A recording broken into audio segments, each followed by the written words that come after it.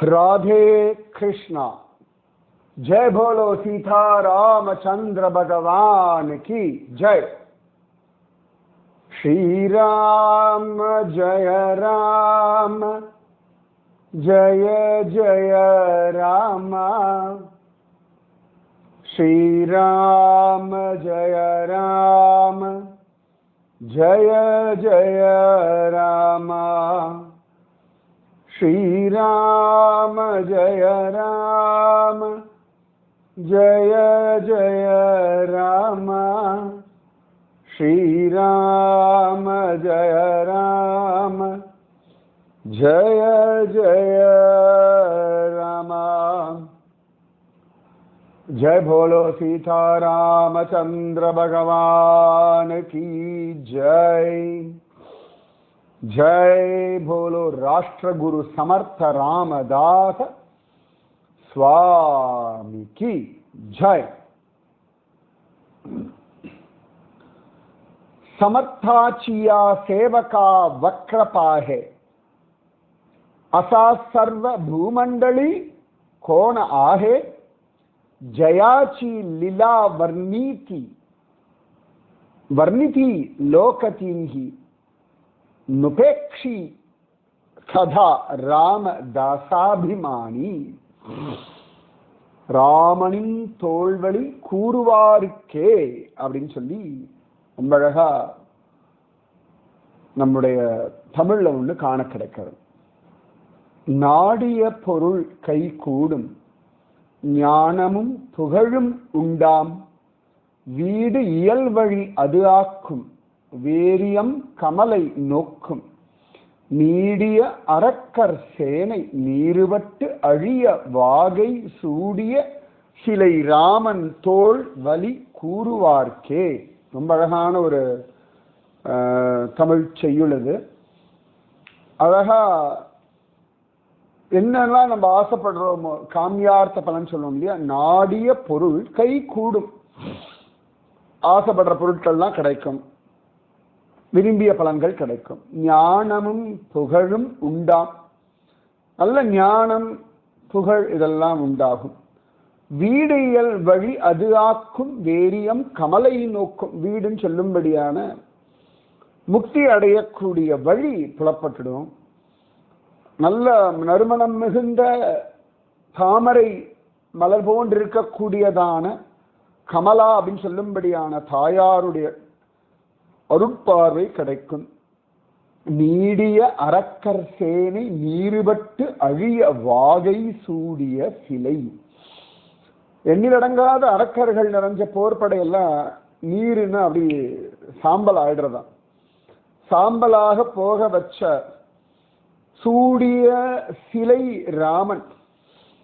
அப்பேற்பட்ட வில்லுடைய ராமனுடைய தோள் வலி கூறுவார்க்கு, அந்த ராமனுடைய தோளினுடைய வலிமையை கூறுவார்க்கு இதெல்லாம் நடக்கும். நாடிய பொருள் கை கூடும் ஞானமும் புகழும் உண்டாம் வீடியல் வழி அது ஆக்கும் வேரியம் கமலை நோக்கும் நீடிய அரக்கர் சேனை நீருவட்டு அழிய வாகை சூடிய சிலை ராமன் தோள் வலி கூறுவார்க்கே. வலினா வலிமைன்னு அர்த்தம். அழகா இருக்கலையே அந்த செய்யுள். இந்த செய்யுள் யார் எழுதினார்கள், எங்கு உள்ளது என்று கண்டுபிடித்து தாருங்கள், கண்டுபிடித்து அனுபவியுங்கள். உங்களுக்கான பரிசு ராமனுடைய ஆசீர்வாதம். ஒவ்வொரு நாளுமே இந்த கேள்வி பதில் என்ன இருக்குல்ல, நிறைய பேர் ஜம்முன்னு டப்பு டப்பு டப்புன்னு அடிச்சுட்டா. பகீரதன் கங்கை வர காரணமானவர், அந்த சகரபுத்திரர்களுக்கு சாபம் கொடுத்தவர் கபிலாச்சாரியார். அந்த கபிலர் அவ அம்மாவுக்கு உபதேசம் பண்ணிட்டு இந்த மாத்ருகயா, நான் கூட வீடியோ போட்டிருந்தேன் இல்லையா, மாத்ருகயா சித்துப்பூர் அவுரங்காபாத்ல இருந்து 2 மணி நேரம், அகமதாபாத்ல இருந்து 2 மணி நேரம் இந்த மாத்ருகயா சித்துப்பூர். அங்கிருந்து அவர் கிளம்பி போயிடுறார் அப்படின்னு இருக்கு. ரொம்ப அழகான பதில்கள் நேத்தி கேட்ட கேள்விக்கு. நேத்தின்றதை விட போன ராமதாசர்ல கேட்டதுக்கு பதில் பகீரதனும் கபிலாச்சாரியாரும். ஸோ இன்னைக்கு இந்த கேள்விக்கான பதில் நீங்க தான் சொல்லணும். அப்ப ராமாயணம்ன்றது அவ்வளவு விசேஷம். அப்ப அந்த ராமனுடைய தோல்வழி கூறுவாருக்கு இதெல்லாம் கிடைக்கும்னா இந்த ராமனுடைய தாசர்கள் யாரா பண்ணிட முடியுமான்னு அதுதான் ராமதாஸ் சொல்ல சமர்த்தாச்சியா சேவகா வக்ரபாகே வக்ரதனமா வக்ர புத்தி இல்லையா வக்ர புத்தியோட பகவானுடைய தாசர்களை சேவகர்களை யாராவது எதாவது பண்ணிட்டான்னா பண்ண முடியுமான்னு அசா சர்வ பூமண்டலி கோணாக பூமண்டலி பூமண்டலத்துல எவனாவது இருக்கான் ராமனுடைய வேலைக்காரனிடத்துல ராமனுடைய தாசனிடத்துல ஒரு துர்புத்தியோட நடக்கிறதுக்கா ஜயாச்சி லீலா வர்ணிதி லோக்கத்தீன்ஹி ராமனுடைய புகழும் 3 லோகங்கள்லையும் பாடின்னு இருக்கா நுபேக்ஷி கதா ராம தாசாபிமானி அந்த ராமனோ தன்னுடைய தாசர்களிடத்துல அப்பேற்பட்ட அபிமானம் உடையவன் 3 லோகத்துல அவன் பெருமையா பாடின்னு இருக்கா அப்படிப்பட்ட ராமனுடைய தாசர்களிடத்துல வக்ர புத்தியோட யாவனாவது ஒருத்தர் இந்த பூமண்டலத்துல போய் எதாவது பண்ணிட முடியுமா என்ன கோணாக அழகான ஒரு ஸ்லோகம். எப்பொழுதெல்லாம் மனசு துவண்டு போகின்றதோ நான் இன்னைக்கு கூட ஏதோ தேடிட்டு இருக்கும்பொழுது இந்த ஸ்லோகத்தை பத்தி சும்மா அப்படி இன்னும் விஸ்தாரமா தேடும் பொழுது சில பேர் எழுந்தா அவ சின்ன வயசுல நிறைய ஜெபிப்பாளாம் பயம் வரும்பொழுது அப்புறம் ஸ்கூல் டென்ஷன் வரும்பொழுது எக்ஸாம் முன்னாடி it gives such a wonderful energy அப்படின்னு சொல்லி நிறைய மராட்டிக்காரா எழுதியிருந்தா. அப்ப நிச்சயமாகவே நமக்கும் இது பெரிய ஆனந்தத்தை கொடுக்கும். மனாச்சே ஸ்லோக் மனதிற்கான ஸ்லோகங்கள் மனதிற்கான வாக்கியங்கள் மனதிற்கான அறிவுரைகள் மன் கி பாத் இருக்கும் அப்படிதான் இருக்கும். அப்ப சமர்த்த ராமதாசர் இந்த ஸ்லோகத்தை அப்படி சொல்லிட்டாராம். நான் திரும்ப திரும்ப ஏன் சொல்றேன்னா இதுக்கு அப்படி ஒரு பலம் இருக்கு அப்படி ஒரு எனர்ஜி கொடுக்கறது இல்லையா ஜம்முன்னு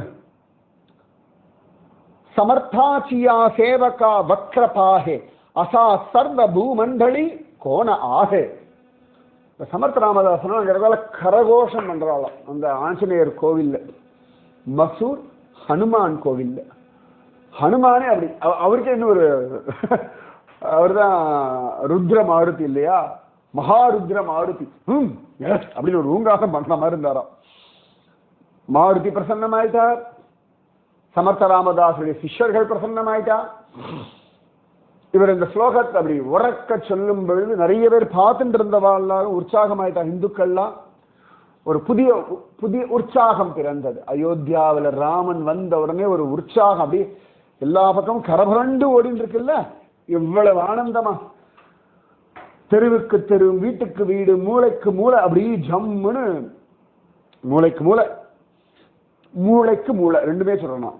நூக் அண்ட் கார்னர் ஒவ்வொரு மூளையிலையும் பிரெயின்லையுமே அப்படி ஒரு உற்சாகம் கரபரண்டு வந்துட்டு மூளைக்கு மூளை மூளைக்கு மூளை எல்லாத்துக்குள்ளேயும் ஒரு ராம உற்சாகம் பீரிட்டு வந்துட்டு இருக்கு இல்லையா. நீங்களே பார்த்துட்டு நான் டெய்லி இந்த கிருஷ்ணா போஸ்டர்ஸ் அனுப்புவோம் இல்லையா திரும்ப திரும்ப திரும்ப திரும்ப ராமனை பத்தியே தான் வருதே ஒழிய எனக்கு ரொம்ப யோசிச்சுதான் நேற்று இன்னைக்கெல்லாம் கொஞ்சம் வந்து கிருஷ்ணன் உள்ள வந்திருக்கான். இல்லாட்டி ராமன் தான் ஆக்கிரமிச்சிருக்கான். ஏன்னா ராமராஜ்யம் அப்படின்ற ஒரு ஆரம்பம் இல்லையா அவ்வளவு சுகம்.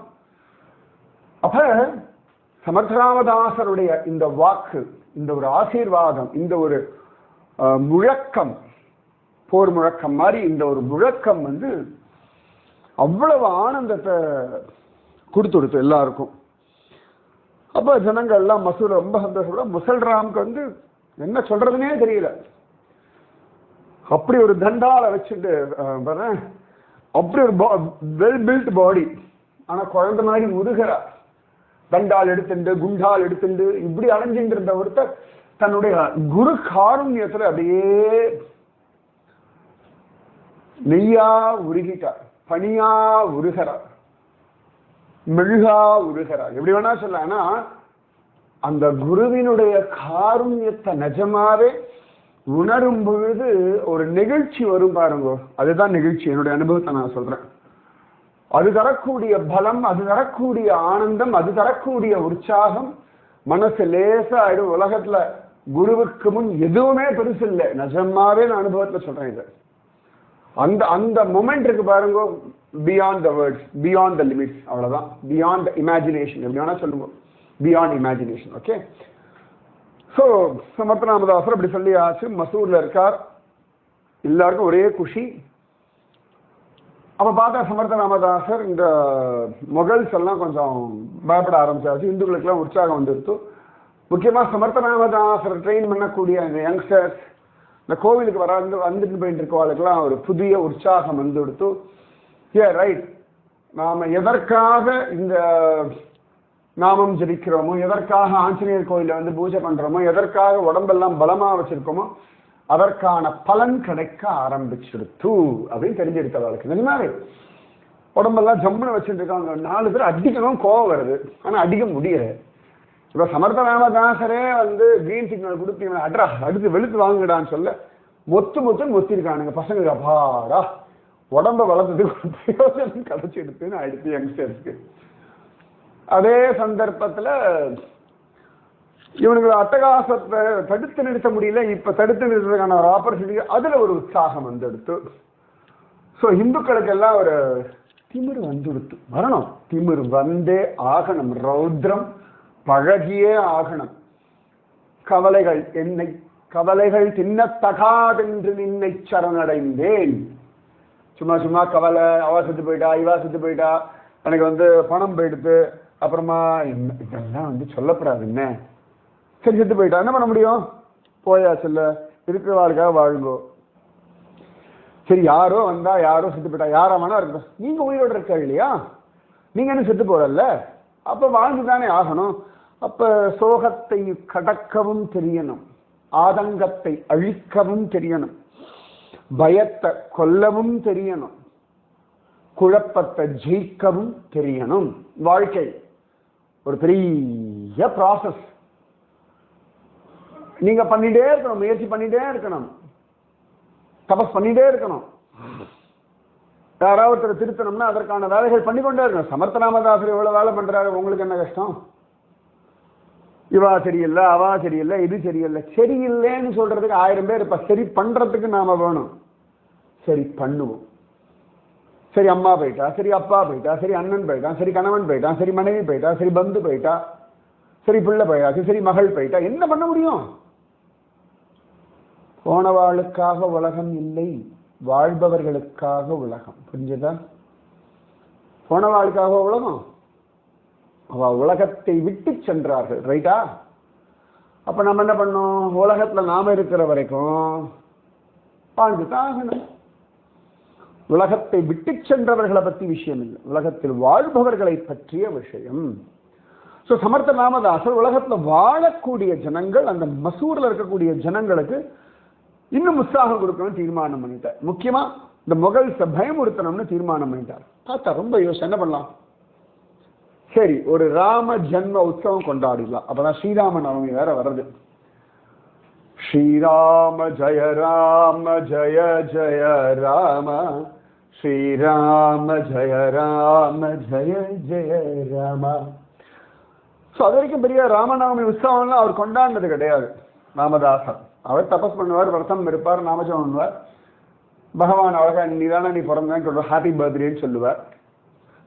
ஆனா பெருசா ராமநவமி உற்சவம் கொண்டாடல. அவர் பார்த்தார், மசூர்ல கொண்டாடணும் இனி அப்படின்னு தீர்மானம் பண்ணிட்டார். எப்படி கொண்டாடலாம்? அடுத்து அது ஒரு யோசனை பண்றார். அவர் தான் பாரத தேசம் முழுக்க யாத்திரை பண்ணியிருக்கார் இல்லையா? பல இடங்கள்ல, முக்கியமா தட்சிண பாரத தேசத்துல எல்லாம் வந்து இந்த ரத யாத்திரை அப்படின்ற ஒரு கான்செப்ட் ரொம்ப ஃபேமஸ். தமிழ்நாட்டிலாம் எவ்வளவு ரதங்கள், திருவையாறு ரதம் மாறி, திருவாரூர் தேர் அப்படின்னு சொல்லுவோம் இல்லையா? திருவையாறுல திருவாரூர் தேர், ஆண்டாள் தேர், அந்தந்த ஊருக்கு அந்த தேரே அமக்கலமா அவ்வளோ பெருசு, ஊரு கூடி ஒன்று இருக்கிற மாதிரி. அப்ப அவர் பார்த்தார், அப்ப இந்த ரதம் மாதிரி ஒண்ணு பண்ணி ரதோத்சவம் பண்ணா எல்லா ஜனங்களும் வருவா, இழுத்துட்டு போகலாம். அப்ப எல்லாருக்கும் ஸ்ரீராம ஜெய ராம ஜெய ஜெய ராம, ஸ்ரீராம ஜெய ராம ஜெய ஜெய ராம, ஸ்ரீராம ஜெய ராம ஜெய ஜெய ராம, ஸ்ரீராம ஜெய ராம ஜெய ஜெய ராம அப்படின்னு ஜபிக்க வைக்கலாம். வெளியில பார்க்கணும், ஜெய் ஜெகநாத் ஜெய் ஜெகநாத் அப்படின்வா. அப்ப பார்த்தா கடகடனால அவர் தான் இப்போ குயிக்கர்ணி இவாள்லாம் பழக்கம். இந்துக்கள்லாம் வேற அவர் இடத்துல ரொம்ப ஸ்ரத்தையோட இருக்கா இல்லையா. உடனே பார்த்தா ஒரு ரசம் பண்ணுங்கோ அப்படின்ட்டார். என்னெல்லாம் டிசைன் அவரே போட்டு கொடுக்குறார் சமர்த்த ராமதாசர். சரி, ரதத்தில் என்ன வைக்க போறோம் பார்த்தா, ரதத்தில் என்ன வைக்கணும், ராம சரண பாதுகா. ஏன்னா பரதன் அதானே பண்ணா, ராமனுடைய பாதுகையை கொண்டு தானே அயோத்தியாவை அவ்வளவு அழகா 14 வருஷம் ராஜ்ய பரிபாலனம் பண்ணா. அப்ப ராம பாதுகையை விட அது வசதி. அதனால ராமனுடைய பாதுகைய ரதத்துல வைக்கிறோம். அதை வச்சுண்டு வீதி வீதியா பஜனை பண்ணிண்டு ரதோத்சவம் பண்றோம், வீதி பஜனை பண்றோம். ரைட்டு, ரதம் ரெடி ஆயிடுச்சு. ஒரு பாதுகை பண்ணியாச்சு. சமர்த்த ராமதாசர் அதை அழகா தலையில வச்சுட்டு அவர் ஜபிக்க ஆரம்பிச்சுட்டார். அது அந்த பாதுகையில அந்த நாம ஜபத்தை உரி ஏத்துறாரு. அழகா பத்திரிகை மாதிரி எல்லாம் தயார் பண்ணியாச்சு. தயார் பண்ணி நேர முதல் பத்திரிகை கொண்டு போய் நம்ம இவருக்கார யாரு, ஷாஹாஜி போஸ்லே, சிவாஜியோட அப்பா, அவருக்கு கொண்டு கொடுக்க ஆள் அனுப்பியாச்சு. இந்த அடின்ஷாவோட கீழே நிறைய பேர் இருப்பா. அந்த ஷாஹாஜி போஸ்லேயும் ஒருத்தர், மற்றவாள்லாம் இருப்பா. அவ அப்புறமா எவாடு கீழே இருக்கிறவாள்லாம் பார்க்குறான் இந்த அடின்ஷாவுக்கு பலம் இருக்கா. ஏன்னா ஒரு பக்கம் வந்து அவன் வந்து இந்து கோவிலில் இடிங்கோ உடைங்கோ இப்படி எல்லாம் சொல்லிட்டு இருக்கான். அதே சந்தர்ப்பத்தில் இன்னொரு பக்கம் ஷாஹாஜி போஸ்லே வாழலாம் ரொம்ப சின்சியரா அவனோட ராஜ்யத்தை பார்த்துக்கிறதுனால இவன் ஏதானு சொன்னா பண்ணான்னா அவன் வந்து பெருசா கண்டுக்கிறது இல்லை. ஸோ இப்ப நிறைய பேருக்கு ஒரு சந்தேகம் இருக்கு, அடிஷாவுக்கு பவர் இருக்கா இல்லையா. ஏன்னா ஒரு பக்கம் அப்படி பண்ணிட்டு இருக்கான், உடைக்க சொல்றான் எல்லாம். இன்னொரு பக்கம் பார்த்தா எங்க ராமநவமி உற்சவம் கொண்டாடுறா அப்படின்னு பார்த்தா, ஆனா இவர்கிட்ட விஷயம் போயாச்சு. நம்ம ஷாஹாஜி போஸ் ரொம்ப சந்தோஷம்,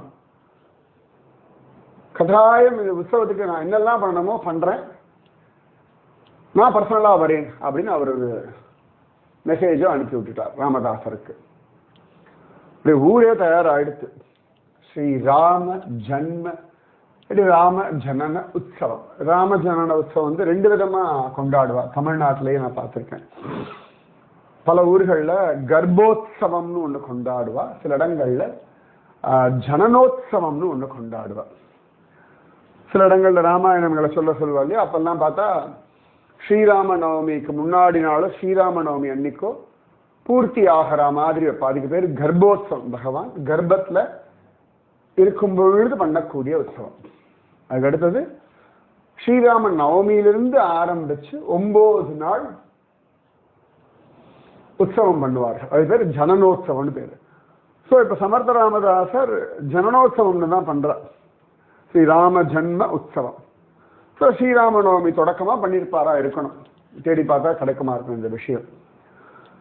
ஜம்முன ரதம், அதுல ராம பாதுகை, முன்னாடி சமர்த்த ராமதாசர் அவருடைய அந்த குபடிலாம் வச்சுண்டு ஜம்முன ஸ்ரீராம ஜய ராம ஜய ஜய ராம ஸ்ரீராம ஜய ராம ஜய ஜய ராம ஸ்ரீராம ஜய ராம ஜய ஜய ராம ஸ்ரீராம ஜய ராம ஜய ஜய ராமா அப்படின்னு சொல்லி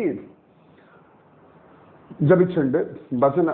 ஒரு நாள் இல்ல 15 நாள் வீதி வீதியா பஜனை, ஆட்டம் பாட்டம் கொண்டாட்டம், பஜனை, ராமநாமம்.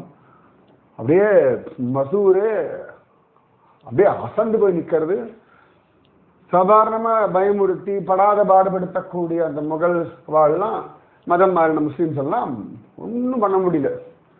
சமர்த்த ராமதாசுடைய காம்பீரியம், அவர் முன்னாடி நடக்கிற நடை உடை பாவனை யாருக்கும் ஒன்றும் சொல்ல தோணலை.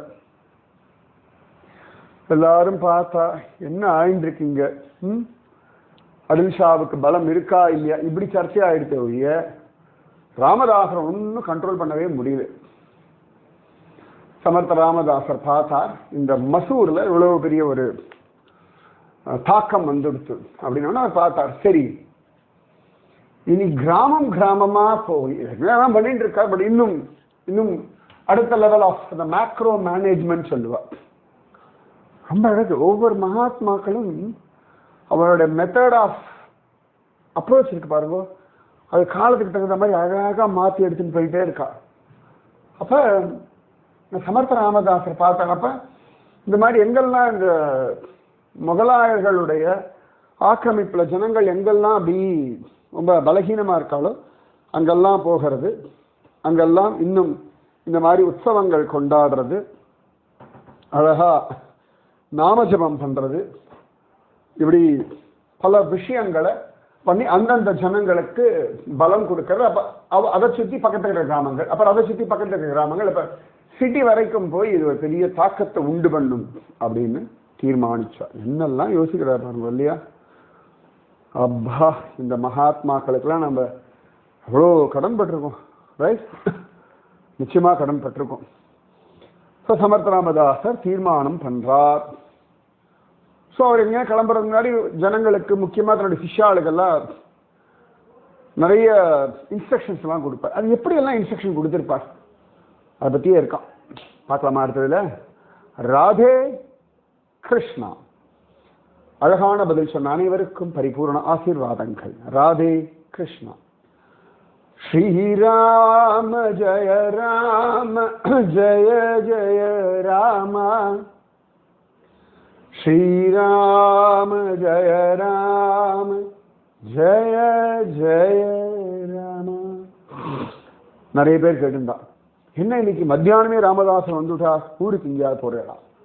சில பேர், என்ன இன்னைக்கு ஏன் சீக்கிரம் ராமதாசர் வந்தார்? இந்த ராமதாசர் எல்லாம் போடும்பொழுது மேல டேட் பாருங்க. டேட் பார்த்தா அது இன்னி டேட்டா நேத்தி டேட்டான்னு பார்க்கலாம். நான் நடுவில் இப்போ ஒரு 3 நாள் குஜராத் இருந்த பொழுது ஒரு நாள் எனக்கு நான் டிராவலிங் இருக்கிறதுனால ராமதாசர் போட முடியல, நாளை வருவார்னு போட்டேன். ஸோ அடுத்த நாள் போடும்பொழுது முன்னாடி நாள் டேட்டில் போட்டேன். ஸோ ஒரு நாள் தள்ளி ஒரு நாள் குறைவாகவே போட்டுட்டு இருந்தோம். ஸோ அந்த ஒரு நாள் பேக்லாக் இருக்கும் இல்லையா, அந்த பேக்லாக்குக்காகத்தான் இன்று 2வது ராமதாசரும் போட்டுட்டேன். சில சமயங்களில் அந்த பேக்லாக் இல்லாமல் ஒரு 2-3 நாள் விட்டு 5 நாள் நடுவில் விட்டுருந்தோம். இந்த புரி யாத்திரை போகும்பொழுது அது பேக்லாக்ல எடுத்துக்கவே இல்லை. சம்டைம்ஸ் எடுத்துப்போம், சம்டைம்ஸ் எல்லாம் பகவானுடைய சங்கல்பப்படி தான். ஓகே, ஸோ இதுதான் ராமதாசர் இன்று மதியம் 1 மணிக்கெல்லாம் வந்த காரணம். ராதே கிருஷ்ணா. ஜெய் போலோ சீதா ராமச்சந்திர பகவான் की जय. जय बोलो राष्ट्र गुरु समर्थ रामदास स्वामी की जय. जय बोलो वीर धीर सूरांजनेय स्वामी की जय. जय हिंद, भारत माता की जय. राधे कृष्णा.